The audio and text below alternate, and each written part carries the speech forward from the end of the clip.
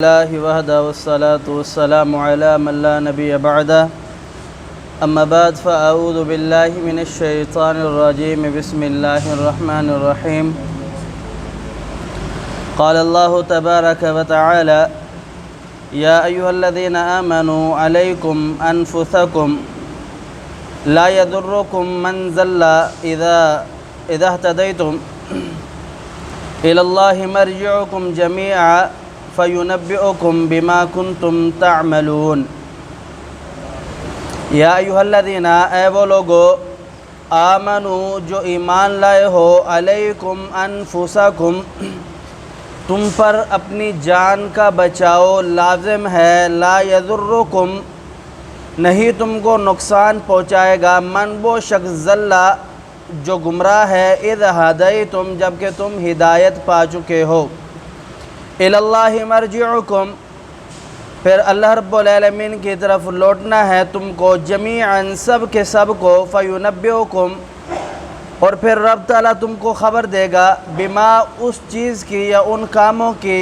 کنتم تعملون جو تم کیا کرتے تھے یا جو تم عمل کرتے تھے۔ اس آیات مبارکہ میں اللہ رب العالمین نے بندے کو یہ نصیحت کی ہے کہ بندہ نیک اعمال کرے اور فضول کاموں سے بچے اور اپنی اصلاح کرے، اور فرمایا کہ جو شخص نیک اعمال کرے گا اور اپنی اصلاح کرے گا ساتھ ہی عمل بالمعروف نہی عن المنکر کا فریضہ سر انجام دے گا تو اللہ رب العالمین روز قیامت کسی اور کا گناہ کسی اور کا وبال اس کے اوپر نہیں ڈالے گا،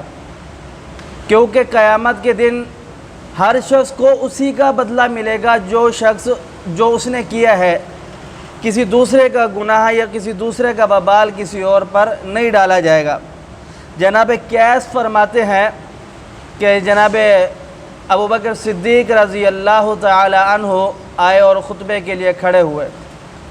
تو آپ نے اللہ رب العالمین کی حمد و ثنا بیان فرمائی۔ حمد و ثنا بیان کرنے کے بعد فرماتے ہیں کہ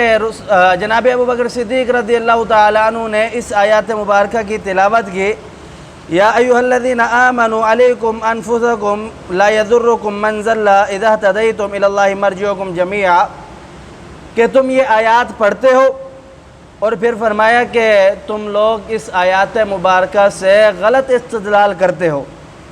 فرمایا کہ میں نے رسول اللہ صلی اللہ علیہ وسلم کو سنا ہے آپ علیہ السلام نے فرمایا کہ جو شخص دیکھے کہ کوئی شخص اس کے درمیان گناہ کر رہا ہے زیادتی کر رہا ہے اور پھر وہ اسے نہ روکے تو اللہ رب العالمین اس کے نہ روکنے کی وجہ سے اس کو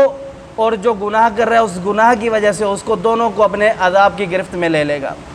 یہاں بیان کرنا مقصود یہ ہے کہ بعض لوگوں نے اس آیات مبارکہ سے یہ مراد لے لیا ہے کہ بس اپنا دیکھ لو اپنی جان بچا جاؤ اور اپنا جو کرتے ہو نیک عمل بہت ہے دوسروں کا کوئی فکر نہیں ہے، جبکہ جناب ابوبکر صدیق رضی اللہ تعالیٰ عنہ اسی روایت کے اندر آگے بیان فرماتے ہیں کہ میں نے رسول اللہ صلی اللہ علیہ وسلم کو بیان فرماتے ہوئے سنا آپ علیہ السلام نے فرمایا اگر کوئی شخص برائی کرتا ہے اور دوسرا شخص اسے روکتا نہیں ہے جبکہ اس کے پاس طاقت بھی ہے روکنے کی تو اللہ رب العالمین ایسے افراد پر اپنا عذاب مسلط کرے گا۔ اس کی ایک بہترین مثال ملتی ہے بنی اسرائیل سے۔ اللہ رب العالمین نے منع فرمایا کہ آپ نے ہفتے کے دن مچھلی نہیں پکڑنی، اب ان لوگ تو قومی نافرمان تھی،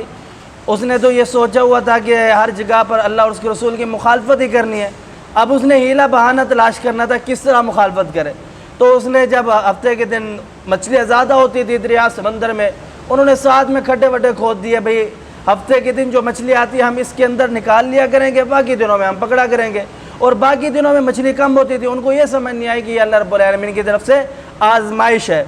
اب انہوں نے اللہ رب العالمین کے ساتھ عقل لڑانے کی کوشش کی، نافرمانی کی، تو اللہ رب العالمین نے ان کو کیا بنایا؟ بندر بنایا۔ اب یہاں قرآن پاک کے اندر اللہ رب العالمین بیان فرماتے ہیں کہ یہاں تین قسم کے لوگ تھے۔ پہلے وہ لوگ تھے جنہوں نے نافرمانی کی، ان کو اللہ رب العالمین نے بندر بنا دیا۔ دوسرے وہ لوگ تھے جنہوں نے نافرمانی نہیں کی لیکن ان لوگوں کو کچھ لوگ کہتے تھے کہ بھئی یہ غلط کر رہے ہیں آپ ان کو سمجھائیے یہ اللہ رب العالمین کی نافرمانی ہے، انہوں نے کہا کہ ہم کیا کریں، یہ اپنا کر رہے، اپنا حساب اور کتاب دیں گے، اپنا جواب دیں گے، ہم نے ان کی قبر میں نہیں جانا۔ تو وہ لوگ بھی بندر بن گئے جن لوگوں نے کہا کہ ان کا اپنا معاملہ ہے، ہمارا معاملہ اللہ کے ساتھ اپنا ہے۔ یعنی اس سے معلوم ہوا، پتہ چلا کہ اگر کوئی برائی ہو رہی ہے، جہاں تک آپ کی کوشش ہے آپ اس برائی کو روکیں۔ تیسرے اس کے اندر وہ لوگ تھے جنہوں نے کہا کہ اے لوگوں اس سے رک جاؤ، باز آ جاؤ، یہ اللہ رب العالمین کی نافرمانی ہے، تو ان لوگوں کو اللہ رب العالمین نے چھوڑ دیا۔ تو یہاں بیان کرنے کا مقصد یہ ہے